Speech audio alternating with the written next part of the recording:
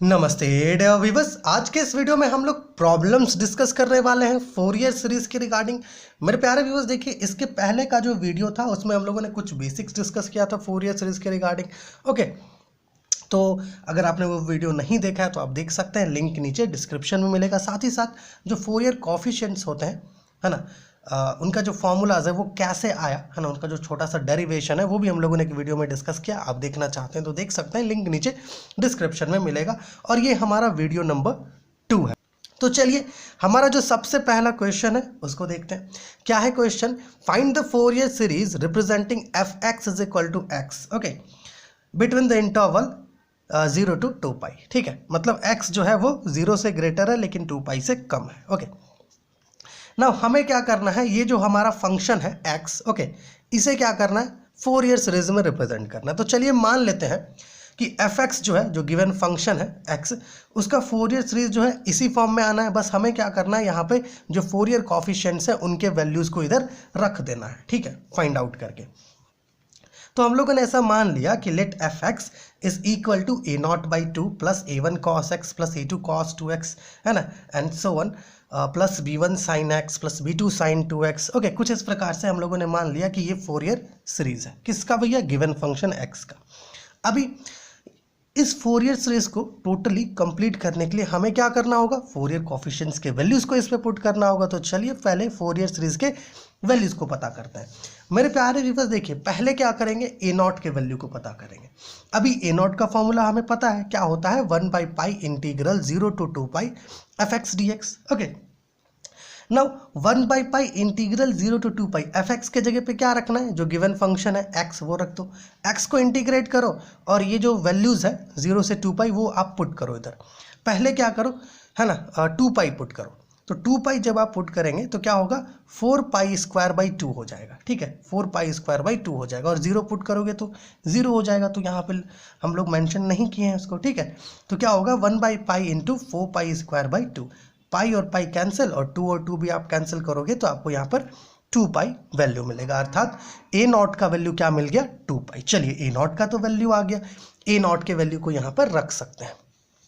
अब पता कर लेते हैं ए एन के वैल्यू को। किसके वैल्यू को पता कर लें, ए एन के वैल्यू को। यहाँ पर आइए, यहाँ पर देखिएगा, ए एन के वैल्यू को हमें पता करना होगा। तो ए एन के लिए क्या फॉर्मूला होता है, 1 by pi integral 0 to 2 pi F X cos N X D X, कुछ ऐसा होता है। अभी एफ एक्स की जगह क्या रखना होगा, एक्स रखना होगा, है ना, गिवन फंक्शन तो यही है ना, तो ये तो इसको रख देते हैं यहाँ पर। ठीक है, यहाँ देखिए 1 by pi integral 0 to 2 pi X cos N X D X है। ठीक है, यहाँ पर मेरे प्यारे व्यूअर्स हमारे पास दो फंक्शंस गिवन है, एक तो x और एक cos nx। ठीक है, तो क्या करना होगा, बाई पार्ट्स लगा देंगे, इंटीग्रेशन बाई पार्ट्स। ओके, इसमें x जो है हमारा, इसको क्या करेंगे, फर्स्ट फंक्शन ले लेंगे और ये जो cos nx है इसको सेकंड फंक्शन ले लेंगे। ठीक है, यहाँ पर देखिएगा, तो हमें फॉर्मूला पता है ना, क्या होता है, first function into integral of second function minus integral differentiation of first function into integral of second function, कुछ ऐसा होता है। तो देखिए फर्स्ट फंक्शन क्या है, x, तो x को x ले लिए। ठीक है, फिर इंटीग्रल ऑफ सेकंड फंक्शन होता है, तो सेकंड फंक्शन का इंटीग्रल किए cos nx का, तो हमें क्या मिला, sin nx by n minus integral differentiation of first function, x का डिफरेंशिएशन करोगे x के रिस्पेक्ट पर तो वैल्यू 1 मिलेगा, डॉट फिर इंटीग्रल होता है किसका, सेकंड फंक्शन का, तो क्या होगा, sin nx by n, cos nx को इंटीग्रेट करोगे तो dx। ओके, एंड लिमिट्स क्या है, 0 से 2 पाई। चलो स्टेप आगे बढ़ाते हैं, 1 by pi X sine N x by N. आप चाहो तो वैल्यूज को यहाँ रख के इसको हटा सकते हो, क्योंकि साइन 2n पाई मतलब साइन 0 भी पुट करोगे तब भी 0 आएगा वैल्यू, और 2 पाई भी रखोगे तब भी वैल्यू 0 आएगा। इसका कोई मतलब नहीं बनता आगे ले जाने का, लेकिन फिर भी हम लोग कंटिन्यू किए हैं। देखिए यहाँ पर माइनस इंटीग्रल, अब 1 से मल्टीप्लाई करोगे तो यही ना बचेगा, sine N x by N D X कर दिए। अब देखिए यहाँ पर 1 by pi X sine N x by N minus, अब देखो यहाँ पे साइन एन एक्स है ना, मतलब साइन को इंटीग्रेट करोगे तो माइनस कॉस मिलता है, तो यहाँ पर साइन एन एक्स को जब इंटीग्रेट किए तो माइनस कॉस एन एक्स मिला, और एक एन नीचे आएगा और एक एन पहले से है। समझ पा रहे हैं ना, देखिए जब यहाँ पर कॉस एन एक्स था, इसको इंटीग्रेट किए तो एक एन नीचे आया ना, उसी प्रकार से यहाँ पर इंटीग्रेट किए तो एक एन नीचे आया, एक एन जो है पहले से अवेलेबल है, उसके बाद जब आप साइन को इंटीग्रेट करोगे तो माइनस कॉस एन एक्स मिल जाएगा, लेकिन यहाँ पे n भी नीचे उतरेगा, इसलिए यहाँ पे n स्क्वायर किए हैं, ठीक है ना, 0 to 2π। समझ पा रहे हैं? देखिए यहाँ पर थोड़ा समझ ही लीजिए। मान लीजिए मेरे प्यारे viewers, sine N x by N है। अभी आपने इंटीग्रेट किया साइन एन एक्स को, तो कॉस एन एक्स तो हमें नेगेटिव में मिल गया है ना, एक n तो पहले से है और इंटीग्रेट करने के बाद एक और n नीचे आएगा, इसलिए यहाँ पर n स्क्वायर लिखे हैं, ठीक है। आगे बढ़ते हैं। 1/π x sine N x by N minus और minus plus cos N x by n square हो गया, 0 to 2π। अब यहाँ पर देखिए वैल्यूज़ को सब्स्टिट्यूट करते हैं। जब आप पहले है ना 2π यहाँ पे रखोगे इसमें, तो 2π साइन एन एक्स, यहाँ पर देखिए हम लोग ये चीज़ आपको यहाँ पे करके दिखाते हैं।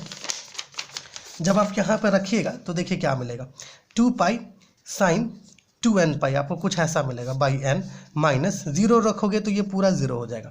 अभी देखो ये जो साइन 2nπ है ना, इसका वैल्यू 0 से इक्वल होता है, इसलिए हम लोगों ने इस टर्म को पूरा 0 ले लिया, ठीक है। फिर यहाँ पे देखिए कॉस एन एक्स है, तो यहाँ पे 2π रखोगे तो क्या मिल जाएगा, कॉस 2nπ और नीचे n स्क्वायर, ठीक है। माइनस 0 रखोगे तो कॉस 0 का वैल्यू क्या होता है 1, इसलिए यहाँ पर माइनस 1/n स्क्वायर आया हुआ है, ठीक है। अब चलते हैं कहाँ पर, आगे के सॉल्यूशन पर। यहाँ पर देखिएगा, यहाँ पर आगे का सॉल्यूशन किए हम लोग, देखिएगा प्यारे व्यूअर्स। देखिए cos 2nπ यहाँ पर है ना, यहाँ पे देखिए cos 2nπ है, cos 2nπ का वैल्यू 1 होता है, 1 रख दो, क्या आ जाएगा 1/n square minus 1/n square, यहाँ लिखे हैं देखिए an is equal to 1/π 1/n square minus 1/n square. ये दोनों क्या होगा, पॉजिटिव और नेगेटिव है, कैंसल आउट 0, an का वैल्यू क्या आ रहा है 0, अर्थात यहाँ पर a1 a2 a3 a4 सब के वैल्यूज क्या हो जाएंगे 0 हो जाएंगे, ठीक है। आगे बढ़ते हैं, bn के वैल्यू को पता करते हैं। दो वैल्यूज पता हो गया, a0 और an। अब चलते हैं bn के लिए। bn का क्या फॉर्मूला होता है, 1/π integral 0 to 2π fx sine nx dx होता है, ठीक है। अभी देखो फंक्शन क्या था, fx x से इक्वल था, पुट कर दिए यहाँ पर। अब यहाँ पर भी सिमिलर प्रोसेस हमें करना होगा, मतलब ये है कि ये इसको फर्स्ट फंक्शन ले लो, इसको सेकंड फंक्शन ले लो और बाई पार्ट सप्लाई कर दो, है ना। बाई पार्ट सप्लाई कर दीजिए। यहाँ पर देखिए फर्स्ट फंक्शन क्या है, x है, तो x को x ले लिए एज यूजुअल, ठीक है। फिर साइन एन एक्स से सेकेंड फंक्शन, इसको इंटीग्रेट करना होगा। साइन को इंटीग्रेट करते हो तो क्या मिलता है, माइनस कॉस, तो यहाँ पे माइनस, ये वाला यहाँ माइनस बाहर निकाल के रखें, minus cos N x by N, ठीक है, क्योंकि यहाँ पे एन एक्स है तो एन नीचे आ जाएगा, ठीक है। फिर minus integral differentiation of first function, ये फर्स्ट फंक्शन है, इसका differentiation dot integral of second function. Second function क्या है, साइन एन एक्स, इसका इंटीग्रल किए तो minus cos N x by n मिल गया, ठीक है, dx और 0 to 2π। ये चीज़ समझ गए होंगे आप। यहाँ पे देखिएगा 1/π minus x cos N x by n. अब देखो यहाँ पर ये नेगेटिव और ये नेगेटिव मिलके क्या बना देगा, पॉजिटिव, और फिर कॉस एन एक्स को जब आप इंटीग्रेट करोगे तो साइन एन एक्स मिलेगा और एक और एन नीचे उतरेगा, तो पहले से भी एक एन है और एक उतरेगा फिर से, तो क्या हो जाएगा एन स्क्वायर। फिर वही देखो है ना, पहले वाले में भी हम लोग क्या किए थे, साइन वाले को एलिमिनेट कर दिए थे जब इंटरवल पुट किए, तो यहाँ पर भी वही होगा, पुट करोगे एलिमिनेट हो जाएगा, ठीक है। आपके पास केवल ये वाला टर्म बचेगा, इसमें वैल्यूज़ रखना। अब इसमें वैल्यूज़ रखो तो देखो थोड़ा सा, यहाँ पर देखिए यहाँ पर क्या हो रहा है मेरे प्यारे व्यूअर्स, है ना। पहले तो हम लोग 2π रखते हैं, तो minus 2π cos 2nπ by N, कुछ ऐसा होगा। अब जब आप 0 रखोगे ना तो x की जगह भी 0 रखना है, तो 0 डॉट कॉस 0 बाई एन। अब देखो ये तो पूरा 0 हो जाएगा ना, कॉस 0 का वैल्यू 1 और 0 डॉट 1 करोगे तो 0, इसलिए जो है यहाँ पर आपको केवल एक ही टर्म दिख रहा है। अब यहाँ गौर से देखो, माइनस 2π तो एज यूजुअल रहेगा और कॉस 2nπ का वैल्यू 1 होता है, तो यहाँ पे क्या हो जाएगा माइनस 2πn। तो यहाँ देखिए 1/π integral minus 2πn, pi cancel किए, bn का वैल्यू जो है आपको माइनस 2/n मिल गया, ठीक है। सो bn क्या हो गया, माइनस 2/n। अब यहाँ पर क्या कर सकते हैं हम लोग, n का जो वैल्यू है उसको 1 2 3 इस प्रकार से रख के हम लोग b1 b2 b3 के वैल्यूज़ को पता कर सकते हैं, और वो जो वैल्यूज़ हमें मिलेगा उसको क्या करेंगे, इस फोरियर सीरीज़ में रख देंगे। ये जो फोरियर सीरीज़ है ना, a0 के वैल्यू को a1 a2 है ना, b1 b2 इन सब के वैल्यूज़ को यहाँ पर रख देंगे और हमें रिक्वायर्ड फोरियर सीरीज़ मिल जाएगा। यहाँ देखिए fx ए नॉट क्या मिला था हमें, देखिएगा ए नॉट हमें मिला था 2 पाई, तो ए नॉट बाई 2 होता है, 2 पाई रख दिए, प्लस जीरो, जीरो किसको लिए हैं, ए एन को, क्योंकि ए एन जो है पूरा जीरो मिला है हमें, तो इसलिए A1 A2 A3 ये सब को हम लोग जीरो ले लिए हैं, ठीक है। यहाँ पर देखिएगा फिर B1 क्या मिला था हमें, -2, तो B1 साइन x होता है तो -2 साइन x, B2 क्या मिला -1, तो -1 sign 2x plus -2/3 sign 3x, ठीक है, क्योंकि B3 का वैल्यू ऐसा मिला। और फिर कुछ इस प्रकार से जो है हम लोग इसको लिख सकते हैं। क्या किए, यहाँ से इन तीनों में जो है -2 बाहर निकाल लिए। अब देखो इससे -2 निकाले तो साइन x आया, अभी इसमें तो था ही नहीं -2, तो क्या किए, इसको 1/2 कर दिए, क्योंकि जब ये -2 अंदर आएगा तो 2 और 2 कैंसिल होगा, यहाँ केवल -1 बचेगा, ठीक है।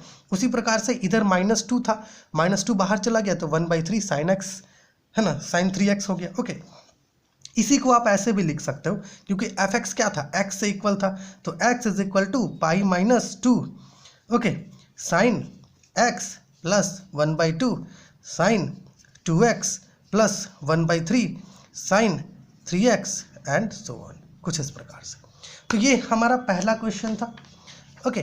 Find the Fourier series representing fx is equal to fx, माफ कीजिएगा, find the Fourier series representing fx is equal to x, okay.